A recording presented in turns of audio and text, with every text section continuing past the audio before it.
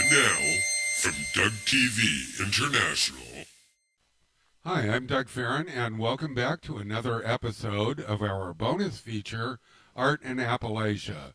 It's a little bit long tonight, so I think we're just going to get right into it.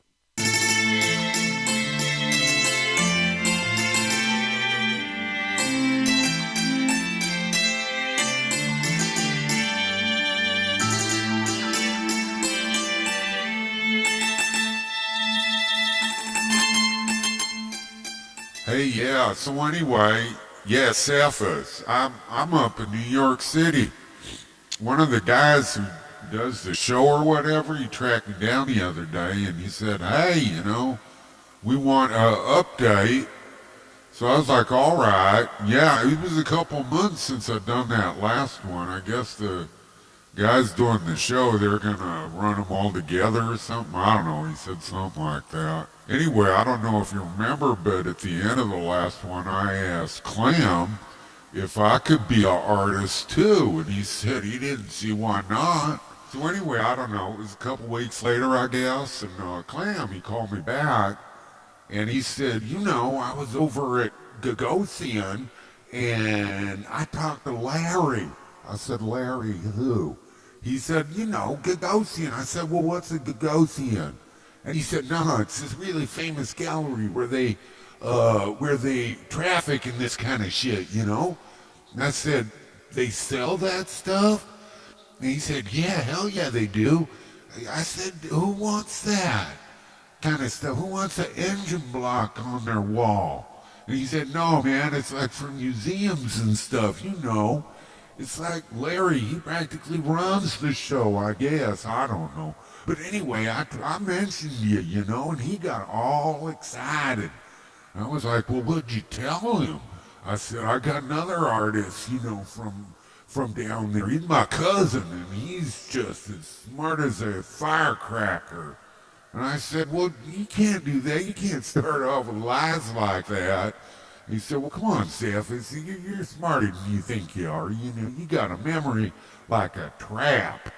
And I said, well, yeah, I know I got that, but I don't really appreciate it, And he said, well, a lot of other people do. So don't you go, scorning the gifts that God gave you. And I was like, all right. So what should I do? What kind of, I said, what am I going to present? And he said, you let me worry about that. And you just embellish on it when I come up with something, all right? But I said, I don't know, Clem, I ain't never done anything as an artist before. And he said, well, all right, let's think about it. He said, what you been doing lately? And I said, well, not much. I've been, hunting some and, it's deer season down here and all that, and hanging out with Rebel, and And he said, well, let's see. He said, well, you get anything hunting? And I said, well, yeah, I did. I got a nice 3-pointer the other day. Now, I went out and got that for Miss McNelly over there, because, they're like broke. They're really hurting these days, and I knew she needed the meat, So that's the only reason I went. I don't like killing things. But anyway, I did it for her. And, I just gave her half, so it wasn't so obvious that I was, giving it for her. And he said, all right, enough of that. So did you clean it up and all? He said, yeah, of course I did. I just did it this morning. I just got him yesterday. I just got him last night, actually. I used a flashlight. He said, shit, you're not supposed to do that, Seth. You get caught doing that shit. Anyway, I'm getting off topic. So he said, okay, so what do you got? And I said, well, just the usual, the entrails and the head and the hooves and all that shit. And he said, all right, he was thinking real hard, And he said, look, you take that head, right? I was like, okay. And he said, you take that head and you put it, you get yourself, listen, go down to Knoxville and get yourself like a 50-gallon saltwater fish tank. I said, Clam, I don't want no fish. I said, they give me the creeps the way they look at you with those eyes that aren't really alive, but they're not. I don't know what they are, but they're empty. He said, come on, Cephas, you're just getting off track here. This ain't for fish, it's for the deer head. I said, for the deer head? I said, they don't swim. He said, come on, Cephas, you're just playing dumb. And I said, well, yeah, maybe, but, it sounds like what you're talking about's worse than the fish. So I said, so paint me a picture of what you're talking about. Tell me exactly what you want me to do. And he said, all right, listen, we're going to take that deer head, we're going to put it in the tank, and we're going to fill it with formaldehyde. And I said, where am I going to get formaldehyde? He said, I reckon they got that over in Knoxville, so when you go get the tank, you can get the formaldehyde, and then you're going to fill it up with formaldehyde. You're going to plop in that deer head, and it's going to be emblematic of, I don't know what yet. I said, what's an emblem? He said, come on. He said, it's like a police badge. It's not the police, but it describes them. It explains who they are. And I said, all right, so this is going to be an emblem of what, going out and shooting deer? And he's like, Cephas, come on. No, it's got to be a bit deeper than that. And I said, well, all right. He said, survival. It's emblematic of survival. Here we are out in the wild, and yet we have some of the niceties of civilization. I said, that Appalachian sophistication you was talking about. He said, all right, Cephas, just listen up. So you do that. Just put deer head in there, and then, I don't know, look at it and think about what else you want to put in there. Make it yours, bring it home. And I said, well, all right, I'll give it a try. I kind of hate to do it, so, I don't like shooting them anyway. He wants to sit around and look at some old dead deer. And he said, there's all kinds of people want to look at that. And I said, somebody actually put that in their house? He said, well, I don't know. I see them in museums. And I said, you do? And he's like, yeah. And I said, well, all right. You talk to Emery? She's not real happy with you. And I said, well, no, I ain't called her. And I said, yeah, I know. That's what she said. I said, are you still seeing Gwen Thompson? And he said, yeah, I kind of am, I guess, Yeah, well, I said, I've been reading up on her, and, you've been up there a month, right? And he said, yeah, about that. And I said, well, her relationships last no longer than 3. So I'd say you're getting to the mature middle portion of your relationship. He said, it ain't like that with me and Gwen. It's different. I said, yeah, that's what they all said, I reckon. That's what Bobby Schufeller said when he, I don't know, they were caught making out at some club in Miami. And he said, this is it for me, this is the real thing. Well, 2 months later then, she was caught with Matthew, what's his name? The guy who never wears a shirt, right? And anyway, he thought it was a real thing too, right? He like dumped his wife or something. Anyway, I hope he had a happy few months, because, he got a wicked divorce settlement, I'm telling you. Well, Clem said, hey, you got an email address? I said, yeah, I got an email. I said, homeless people have emails. Shit, they're handing out smartphones down at the welfare. And he said, yeah, I know, I wanted to give you one of them, but now I guess I'm making all this money, I ought to discontinue my welfare. And I said, Clem, you ain't discontinued your welfare? I said, you're still collecting food stamps? He said, well, Emma got my card, I said, well, I guess that part's all right, but, you gotta, you're not exactly Mr. Responsible, you can go to prison for that kind of shit. Down here anyway, the cops don't like you down here. And he said, yeah, I know. Well, anyway, you go to Knoxville and you get that shit, and I'll talk to you later, all right? I'll send you an email, I'll do some drawings, and you can see what you think, all right? So that you can tailor it to make it look artistic. And I said, well, yeah, all right, I'll give it a try. And he said, come on, put on a little enthusiasm. He said, you're going to be a big deal up here in the Big Apple. He said, you're going to go down in the anus of art. And I said, Clem, it's the annals. And he was like, all right, whatever. And he said, and read some art news. He said, there ain't no art forum no more, but that money-losing piece of shit's online still. So give him a look-see and, get some ideas. So I said, all right. This could be fun, I guess. And he said, oh, well, man, it's a lot of fun. So he hung up. Yeah, I looked at some art news, man. That was crazy shit, There weren't no art news in there. It wasn't nothing like. No, their big article, it was about some girl named Jenny. And she's an artist, and all she does is she talks about that television show, The Office, and then she goes to, not to a police station, mind you, but to a police station website. And then she does visit a rose garden, but that's it, She only gets out of the house like once. Crazy. And then they talk about Notre Dame burning in Paris. That's how Papa Enos always said it, Paris, not Paris. And then they talk about some stuff going on in the Big Apple, and it's just, like there's an X on a newspaper and some other stuff. I don't know. It didn't look like no conception of art I know. Hell, it didn't look like no conception of doodling. Well, I guess Clem might be right after all, So anyway, I go down to Knoxville, and I picked me up a big-ass saltwater tank. He sent me some sketches, and it looked square and everything, so I got they do make like a square one. It was expensive as shit, though. But I didn't need the filter and all that. They were really disappointed that I wasn't going to get it, but anyway.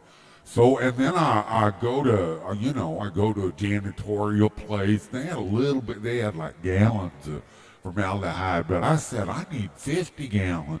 He's like, what the fuck are you doing with 50 gallons? He said, you making PCP? Well, that set a light bulb off my head, right? I thought of my friend Brody, because he does make PCP. So, hell, I went back and I bought like 50 gallons from him, right? And it was a decent price. It was cheaper than the shit in the janitorial place. He gets it by the 50-gallon drum. I'm not really down with the whole PCP thing.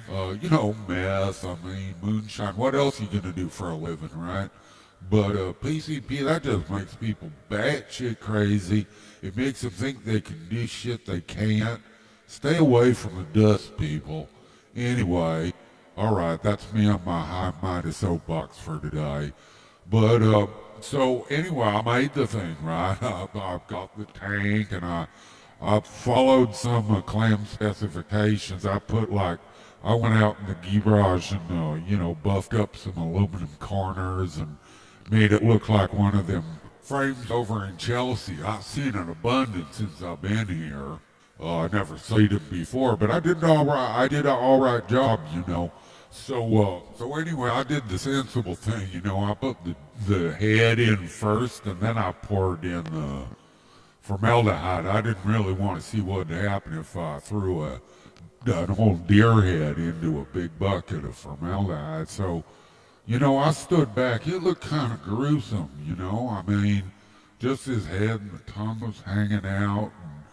And then I thought, well, I'm just going to sit back and look at it like I'd look at, say, a, Rembrandt painting. And I know it might seem kind of odd that I use a word like Rembrandt, but I love Rembrandt. I do. Papa Enos showed it to me, and I just think he's so great. He just gets these expressions with these wisps of rough paint. They're just amazing.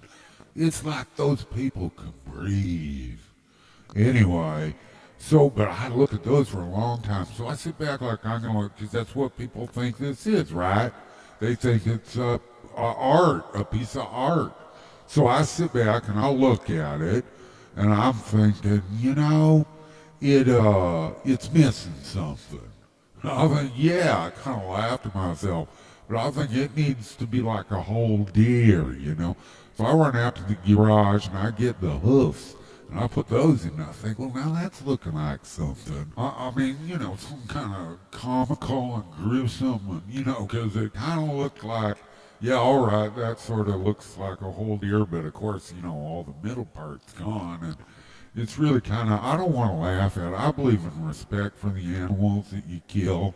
You know, I mean, if you gotta eat, you gotta eat, but so I was looking at it, you know, thinking it kind of looked like a whole deer, except, of course, it was missing all the middle trappings.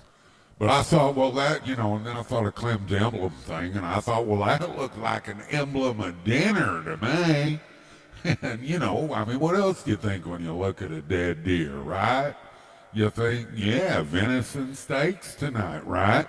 So I run out to my Grandma Chevy's hope chest right in the living room. She has some stuff in there, and I got a silver service set, you know, fork, knife, and spoon.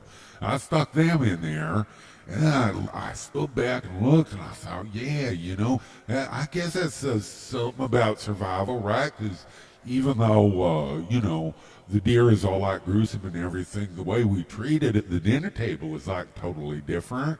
Sort of. Well, you know. Anyway, so I'm looking at it and I think, yeah, you know, so I run back out to the hope chest and I get a sharp knife, a beautiful sharp knife. I love that knife. That was hard to put in there, I must say. So, but I did. Oh, it just hones to a razor's edge, you know, so with any venison steak, which are always a little tough, you know, it just cuts right through them like butter. But, so I put that in there, and I put in one of her red and white checked napkins with a napkin ring, right? So I'm sitting there looking at it, and I think, boy, that looks weird and confusing and sickening. And right then Clem called, and he said, you know, did you go to Knoxville and get the shit? And I said, yeah, I did. I got it from Brody, you know. And he said, yeah, right, Brody did. I know, shit, I wish I thought of that. He said, to give you a good price? I said, yeah, but cheaper than the shit at the janitor place down in Knoxville. So he was satisfied. But anyway, I said, you know, Clem, I already got it put together. It's done. And he said, well, let's have a look. So I took my phone, I put the picture on, and he was like, you know, that's beautiful, Cephas. That's just stunning. And I was like, come on, Clem. I said, it's gruesome, it's depressing. He said, no, it ain't. He said, you're looking at money. I was like, well, you know, I don't want to kill shit for money. And it's, he's like, yeah, but, you know, I'm going to show this to Mr. Larry tomorrow. And we'll see what he says. So anyway, Larry, he loves it. He thinks I'm the new genius. He asked Clem, he got any more? And Clem said, of course he does, right? You know, because I got to have a portfolio or something. So he said, you know, you got to make a couple more. And I'm like, what, the formaldehyde doohickey? And he said, it's the formaldehyde series. He says, we're going to call it the survival series. And I'm like, well, all right, but like what else? You know, he's like, I don't know, go get some other animals or whatever. And he said, you know how I feel about that. He says, look, Cephas, you know, this is just one series, right? You can think of something else for the next one. But, you know, yeah, go get some other shit. You know, put it up the same way. And he said, and I said, well, you know, I don't got no more money. I spent $800 putting that thing together. And he just laughed and he said, man, that is going to seem like chump change to you in another week or two. And I'm like, well, it ain't chump change now. I drained my bank account to make that shit. And he's like, well, all right. You know what? I'm going to wire you some money. He said, I'll wire you like $5,000 or $10,000. How's that sound? I said, Clem, you got that kind of money? And he's like, yeah, I do. So anyway, he wired me $10,000. So anyway, I went out and I got a couple other animals.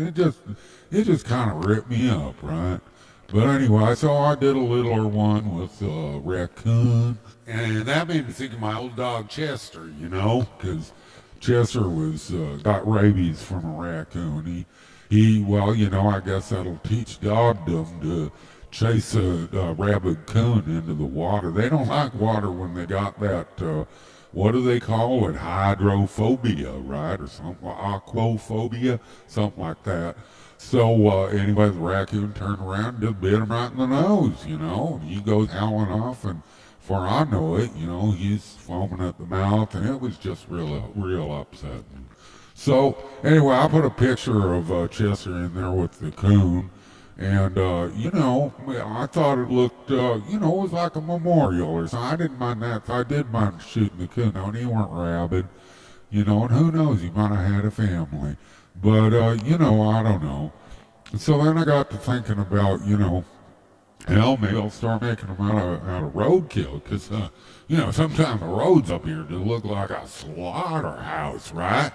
You know, and then I thought, yeah, you know, it's like, and then I thought of the Jewish people for some reason. I don't know why, but, you know, I thought of the story about them going to the temple and sacrificing doves and shit to God, you know, so in reverence or whatever. And, you know, I thought, well, that's kind of like what this is, right? This is like an altar to our fast lifestyle, to our need to get places like lickety-split. Meanwhile, we're using up all the petroleum and all that shit, and, you know, we think, well, it makes us feel important. Like I think, you know, I had to get up here to New York City in 2 hours rather than a couple of days, and, you know, our people in the future are not going to remember that. I can tell you that. They're just going to be pissed, right? They're going to think, you know, here I am eating acorns for, you know, right? And so what have you got to New York City in 2 hours? Fuck you. Well, that's the kind of stuff that Rebel Flag thinks I'm real funny when I say, you know. And the whole time I've been making this recording, I've been putting it off, you know. And I thought I'd tell you all about it next time, but I don't feel right about that. I gotta say what's on my mind, or I'm just gonna feel real uncomfortable, because it's the white elephant in the room. So I should have told you this last week, but, you know, Rebel and I have known each other since we was born, really. She's an hour older than me. We were born in the same hospital, like, at the same time, well, an hour apart. And, you know, she's always lording it over me with that. You know, listen to your elders and all that shit. But, yeah, so, and she just lives right down the hill here. She's our closest neighbor. So we grew up together. You know, our mamas go out and do shit, and they just throw us together in a cradle or a crib or whatever. And we'd be on our own, you know, since we was like nothing. And I heard twins describe the way things is for them, and, you know, it's like that for us, I think, you know. It's just like I can't imagine life without Rebel Flag, you know, and she says she feels the same about me, you know, and I miss her like crazy up here. I just like, well, now that's getting to the story, right? Oh, and I forgot to mention that by the time she was in high school, she was positively not only the most beautiful woman in the county, but probably in the country. I mean, she is stunning. I mean, whoever you think is a stunningly beautiful woman, Rebel Flag is 5 times more stunning. I mean, she really is. You know, we can't go out for a Coca-Cola without a pack of guys following us around like a bitch in heat or something. But she ain't neither. She ain't bitch and she ain't in heat. Yeah, but, you know, I got to move on. I see this getting awful long. And anyway, I'm sure you're going to hear all about us growing up together. So, but before I come up to New York, you know, so before I come up, Rebel asked, can I come up to New York City with you? And I said, hell yes, Rebel. I don't know what I'd do without you. You know, you're my whatever. And she said, yeah, I know I'm just your whatever, but, you know, sooner or later we gotta. And I interrupted her and I said, Rebel, you know, I'm a little worried about where you gonna sleep. You know, this is like a dinky apartment. I said, even rich people live in dinky apartments up here. And she said, well, I'm gonna sleep in the bed with you. And I was like, well, Rebel, all right, I guess that's all right. You know, we've done that before, you know, nothing ever happened. But, you know, then I was thinking about, well, why did nothing ever happen? I said, you know, because the opportunity just never came up. But, you know, even as I was thinking it, I knew that was completely untrue. I can remember a dozen times, like we go skinny dipping or something. I remember once we was skinny dipping and, She said, "Wow, will you look at that?" And I looked down, where she's looking, and I got a little bit of a and I said, "Rebel flag, you don't want to look at that." And she said, "Well, it's kind of cute." And I said, "It is not." And I scrunched down the water, and she said, "Well, if you came over here, something might actually happen. And I said, "Rebel." And then we get to talking, looking at the stars and, talking about science fiction. I love science fiction. And Rebel says I should write it. Maybe I can.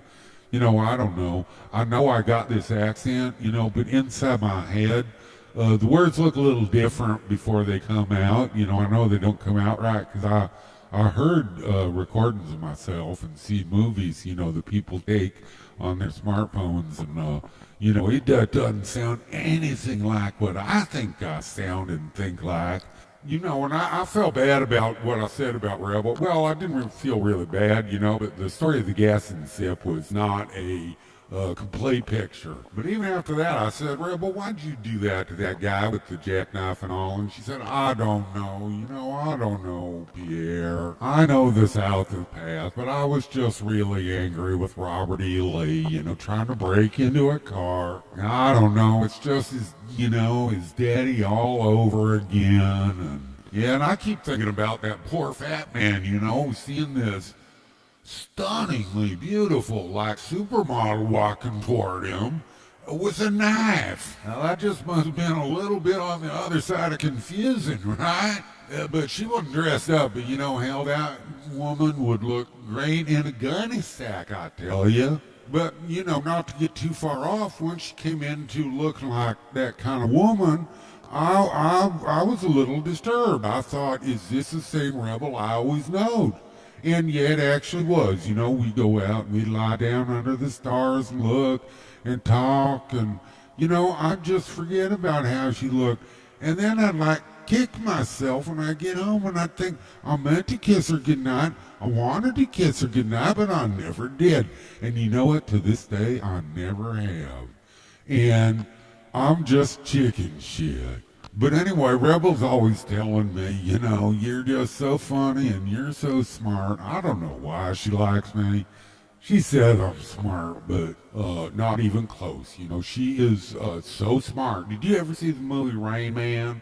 Well, she's like that, with mathematics. I mean, she's not like the Dustin Hoffman character, all twitchy and weird, but, and can't talk right. Oh, she talked beautiful.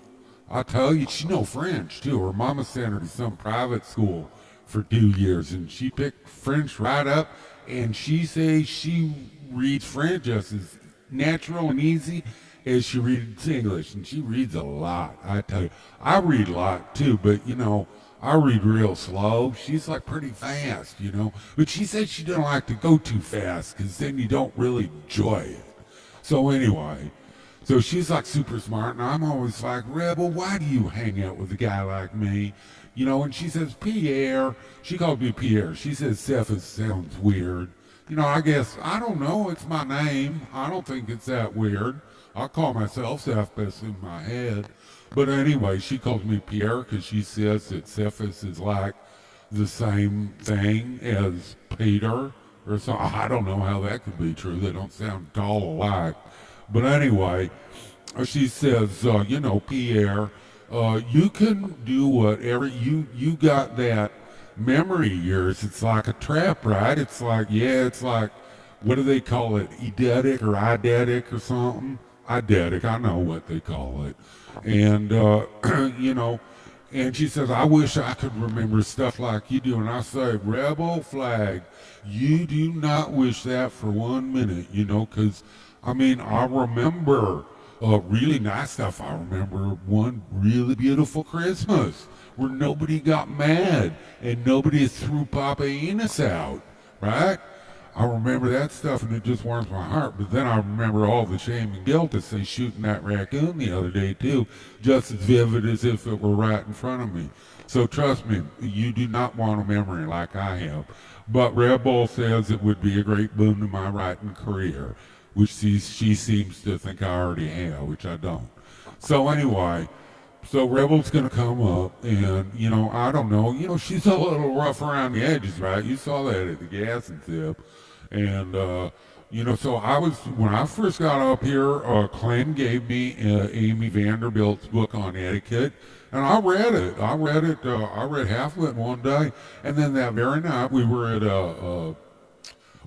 at a dinner, and there were like umpteen spoons and forks on the table, and I knew which one to use. And the lady across from me was a little bit older. She smiled at me approvingly, So I think, well, here we are in the, land of the North, right? And anyway, I don't know why I'm pussyfooting around it, because what's she going to do? She's going to, even if she gets all mad, she's going to sit there and sulk for what, like 5 minutes? And then she's going to say, I can't stay mad at you, Pierre, which is what she always does. So I'm just going to give it to her. But, I'm worried about other stuff, like Gwen Thompson's always around. And she's not as pretty as Rebel, but at first I was starstruck anyway, because she's so famous. But, man, she's like, and Emery, Clem's other girl, whatever, his sweetheart down here, she's like a vicious person. She's pretty, right? She's cute. Even she's got these little puffy cheeks and all that, looks like a chipmunk or something. But, man, and I tell you, he found a splitting image in Gwen Thompson. They don't look tall like, but, man, he found his other soulmate, I guess. She was just like hitting him right in front of me the other day, and I said, "What are you doing to my cousin Clam?" And she looks over like, she said, "I just gave him a little love tap." And I said, "There weren't no love tap." I said, "You socked him right in the nose, and it's bleeding." She said, "Oh, I guess I did hit him a little hard, huh?" And I said, "Well, what'd you hit him for anyway?" And she said, "Well, he put the milk back in the fridge with only a 1/4 inch in the bottom." I said, "You don't hit people for shit like that." I said, "Guy hit you like that, he'd go to jail. You just talk to him. That ain't no crime." And she said, "Well, I do whatever I want." And I said, "Gwen Thompson, you do not hear, and you do not with my cousin Clem." I said, "This is a violence-free zone." So anyway, I don't think Rebel's gonna like her any more than I do. But anyway, I'm just a little tense about it. And anyway, I gotta go pick her up at the airport. And they told me it was a long way over there, but hell, they told me that about getting down to Soho too. And that was just like a hop, skip, and a jump. They said that was a long walk. I'm like, man, all right, whatever. So anyway, just to be on the safe side, I'm gonna leave 5 hours early, so there ain't no mistakes, right? And but I gotta tell you, I realize why nothing ever happened, and why I'm nervous, because she's me, and I'm her, like like that Beatles song or something. But we really are, and I just can't imagine being that close to somebody, being that intimate, body and mind. It terrifies me. So anyway, all right, I better go. I only got 5 hours and 10 minutes to get there, so I'll talk to you next time, and I guess you're going to hear them all right together anyway, so the time's going to seem like it didn't even happen for you. All right. Well, like I said last time, fuck them if they can't take a joke, because this is some weird shit. Thanks very much for listening. I'm Doug Farron. I'm Edgar Gerens. And this has been the bonus feature of Too Real, titled Art in Appalachia. This has been part 2. All content of Too Real is copyright Doug Farron and Edgar Gerens, 2019. All music, copyright Doug Farron, 2019. Thanks so much for listening, and I hope we see you again here next week.